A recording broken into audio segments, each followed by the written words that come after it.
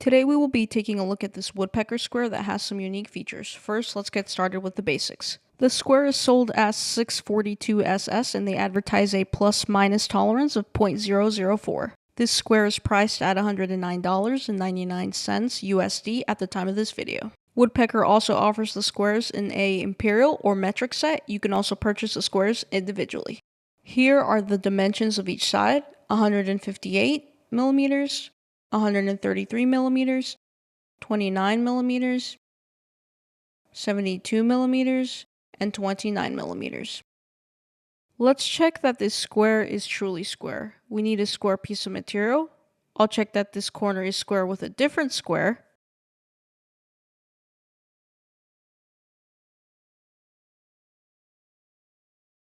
I'll draw one line.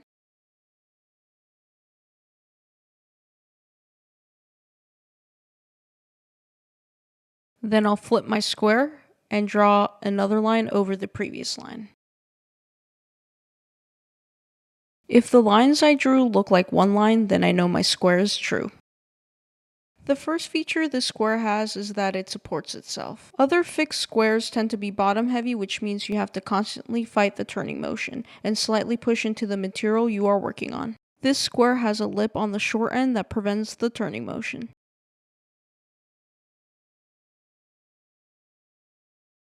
The second feature is that it has notched graduations. By having notched graduations, this allows you to get a consistent measurement since there are no moving parts. It is also handy when scribing lines parallel to reference faces. For example, if I wanted to scribe a line at 21 millimeters, I would simply place my pencil in the notch and drag. The third feature is that it's made from a single piece of steel with two cheeks, which makes it more accurate by effectively removing a second variable. Some other types of squares rely on the relationship between the ruler and the head. If the piece of metal that holds the head onto the ruler wears down at any point, it will be less accurate over time. This is less of an issue with quality combination squares or machinist squares. The first downside with this square is that you are unable to hold measurements quickly or reliably as other squares such as a combination square. For example, with my combination square, I am able to physically register against the material and lock that measurement in place.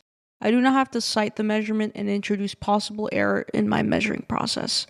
Sometimes I do not even have to remember the measurement, depending on the application. If I were to try to do this with the woodpecker, I would first have to cite the measurement and hope the application can fit all of the red portion of the square. If I flip my square, I would also need to cite the measurement with the square now being top heavy and then count backwards. To me, that's more trouble than it's worth, and there is a better tool for that. The last downside is the price. The woodpecker is pretty expensive if you look at it as purely a square. For $109, you can get a lot more bang for your buck elsewhere. You can get a blemished 150mm and a 300mm blemish PEC square for $90.50. You can get two whole quality squares for less than the cost of this woodpecker square. If you are on a budget and still need a reliable square, you can get an entire set of machinist squares for around $25 to $60, and you will still have money left over for a combination square. Overall, if I were to lose or damage the square today, I would spend the money to replace it tomorrow. I think this is one of the woodpecker products that is worth the cost considering the more rigid materials versus the aluminum material typically used in their products. However, if I were to lose or damage all my squares today, this would not be the first square I would replace. I think a combination square is more versatile and is a much better value overall.